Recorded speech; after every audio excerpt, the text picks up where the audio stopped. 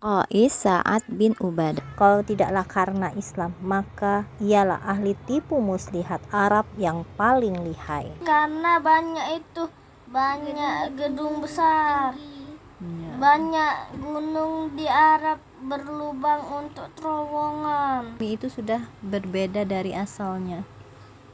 Kalau bumi sudah berubah dari asalnya, perubahan kayak gitu loh. Perubahan sikap kita, perubahan semuanya, dan alam pun akan berubah dengan kita, dengan manusia. Kamu sudah menghancurkan gunungku kamu buat seperti ini.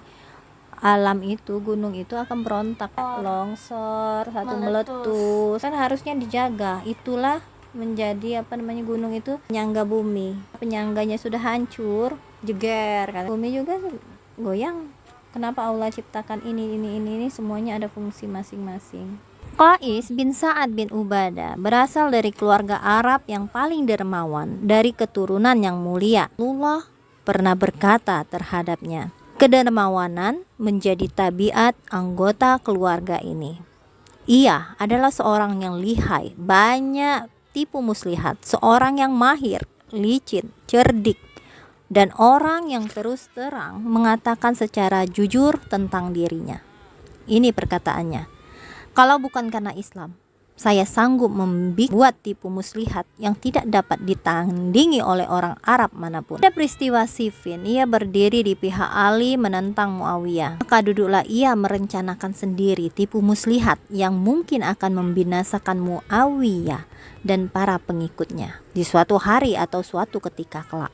Namun ketika ia menyaring macam-macam tipuan, ketika ia menyaring itu, ia sadar bahwa suatu muslihat jahat yang membahayakan. Maka dia teringat pada firman Allah, surat Al-Fatir ayat 43. Wala yakhikul ma'rus sayyi'u illa bi ahli. Dan tipu daya jahat itu akan kembali menimpa orangnya sendiri. Contoh salah satunya itu Israel yang meluncurkan rudal itu, menembakkan rudal, ternyata rudalnya itu kembali lagi ke tempatnya. Dan ia pun segera bangkit lalu membatalkan cara-cara tersebut sambil memohon ampun kepada Allah, serta mulutnya seakan-akan hendak mengatakan, demi Allah, seandainya Muawiyah dapat mengalahkan kita nanti, maka kemenangannya itu bukan karena kepintarannya, tetapi hanyalah karena kesolehan dan ketakwaan kita. Sesungguhnya pemuda Ansar suku Kharaj ini adalah dari suatu keluarga pemimpin besar yang mewarisi sifat mulia dari seorang pemimpin besar kepada pemimpin besar pula. Ia adalah Sa'ad bin Ubadah, seorang pemimpin Kharaj. Waktu saat masuk Islam, ia membawa Qais dan menyerahkannya kepada Rasulullah sambil berkata, inilah khodam Anda ya Rasulullah. Rasul dapat melihat pada diri Qais sebagai tanda-tanda keutamaan dan ciri-ciri kebaikan, maka dirangkul dan didekatkannya ke dirinya, dan senantiasa Qais menempati kedudukan di sisi Nabi. Sahabat Rasulullah pernah mengatakan, kedudukan Qais bin Sa'ad di sisi Nabi tak ubah seperti ajudan, pengawal ya, ajudan. Selagi Qais memperlakukan orang lain sebelum ia masuk Islam dengan segala kecerdikannya, mereka tak tahan akan kelihayannya. Dan tak ada seorang pun di kota Madinah dan sekitar yang tidak memperhitungkan kelihayannya secara hati-hati.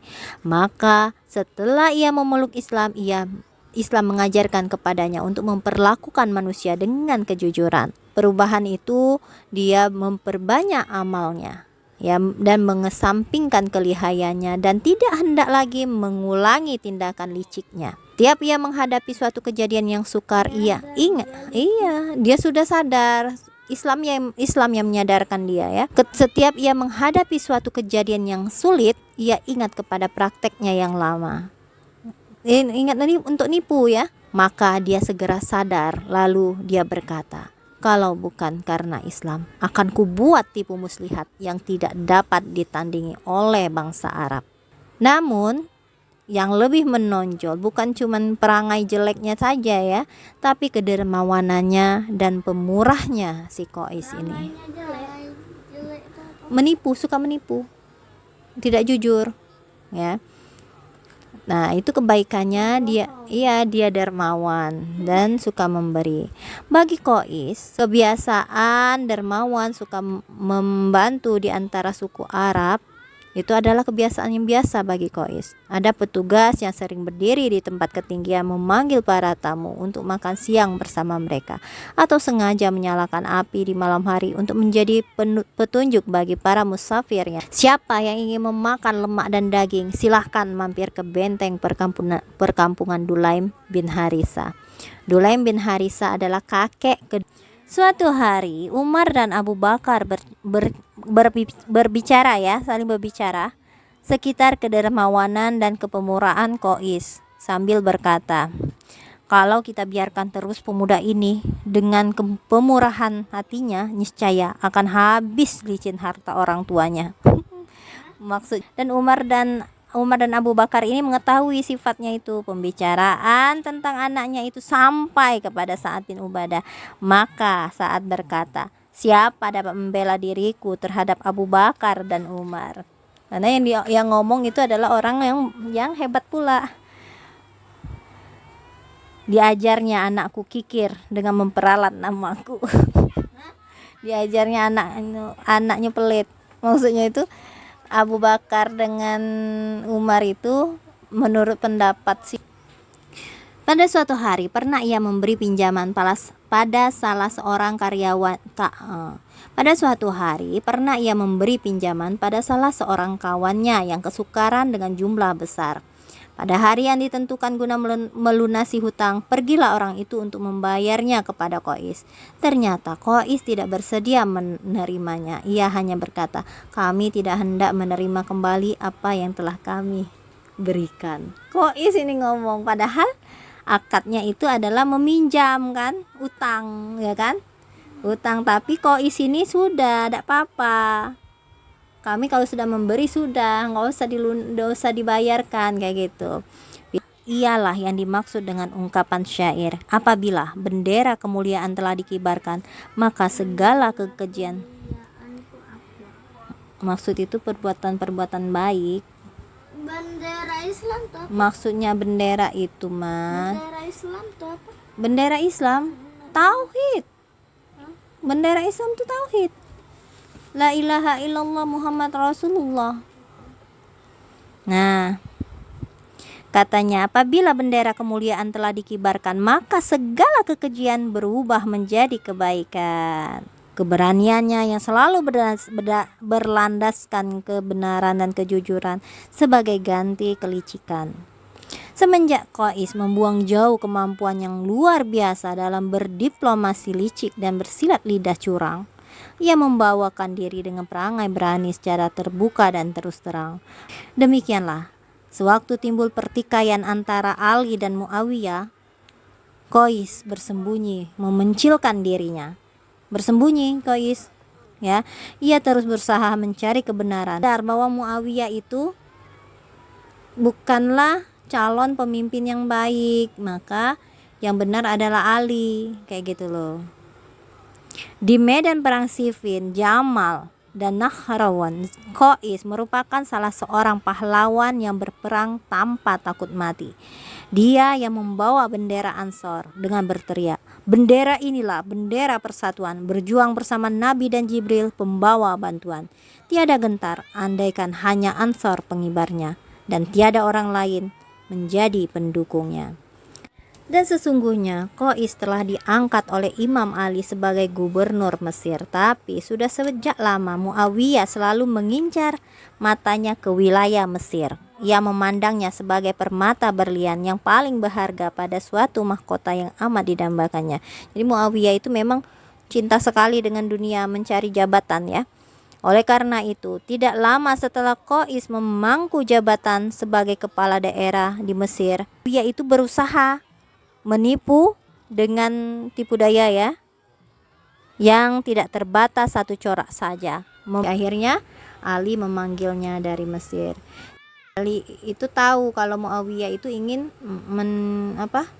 mendapatkan jabatan sebagai kepala di Mesir. Qais pun memperoleh kesempatan yang menguntungkan untuk mempergunakan kecerdasannya dengan berencana. Ia telah mengetahui berkat kecerdasannya bahwa Muawiyah lah yang memegang peranan dalam memfitnahnya. Setelah ia gagal menarik Qais ke pihaknya untuk memusuhi Imam Ali dan mempergunakan kepemimpinannya untuk membantunya, maka untuk mentipu daya tersebut Qais memperkuat sokongannya terhadap Ali dan terhadap kebenaran yang diwakili oleh Ali. Demikianlah tak sedikit pun dirasakannya bahwa Ali itu telah memecatnya dari Mesir. Bagi Qais tak ada artinya wilayah kekuasaan, tak ada artinya pangkat kepemimpinan dan jabatan. Semua itu hanyalah sekedar sarana untuk mengabdikan diri bagi akidah. Sekalipun jabatan kepala daerah di Mesir itu merupakan suatu jalan untuk mengabdikan diri kepada Allah, namun kedudukannya di dekat Ali di medan laga adalah jalan lain yang tak kurang penting dan menggairahkan. Keberanian Qais mencapai puncak kejujurannya dan kematangannya sesudah syahidnya Ali dan dibaiatnya Hasan. Sesungguhnya Qais memandang Hasan ini adalah anaknya Ali sebagai tokoh yang cocok menurut syariat untuk dijadikan ya. Dan dikala Muawiyah memaksa mereka untuk menghunus pedang, bangkitlah Qais memimpin 5.000 prajurit dari orang-orang yang telah mencukur kepala mereka sebagai tanda berkabung atas wafatnya Ali. Hasan mengalah, lebih suka membalut luka kaum muslimin yang telah sedemikian parah, maka disuruhnya menghentikan perang yang telah menghabiskan nyawa dan harta itu, lalu berunding dengan Muawiyah dan kemudian baiat kepadanya. Disinilah Qais mulai merenung lagi masalah tersebut. Maka menurut pendapatnya, sekalipun pendirian Hasan adalah benar, maka pasukan Qais tetap menjadi tanggung jawabnya dan pilihan terakhir terletak atas hasil keputusan musyawarah. Maka semua mereka dikumpulkan, lalu ia berpidato di hadapan mereka sambil berkata, "Jika kalian menginginkan perang, aku akan tabah berjuang bersama kalian sampai salah satu di antara kita diambil maut lebih dulu. Tapi jika kalian memilih perdamaian, maka aku akan mengambil langkah-langkah untuk itu." Pasukan tentara memilih yang kedua, maka dimintanya keamanan dari Muawiyah yang memberikannya dengan penuh sukacita, karena dilihatnya takdir telah membebaskannya dari musuhnya yang terkuat, paling gigih serta berbahaya. Kenapa? Ya, Muawiyah itulah musuhnya. Kenapa paling gigi katanya? Ya, paling gigih Muawiyah tuh dari dulu kan pengen dapeti jabatan terus kan. Ya tadi ya. Pada tahun 59 Hijriah di kota Madinah telah berpulanglah Qais yang dengan keislamannya dapat mengendalikan kecerdikan dan keahlian tipu muslihatnya. Seperkataan Qais ya, Qais itu pernah mendengar Rasulullah bersabda seperti ini, al-ma'aru wal khadi'atu finnar. Tipu daya dan muslihat licik itu di dalam neraka. Jadi tempat orang yang suka menipu itu adalah tempatnya di neraka. Allahu a'lam bishawab.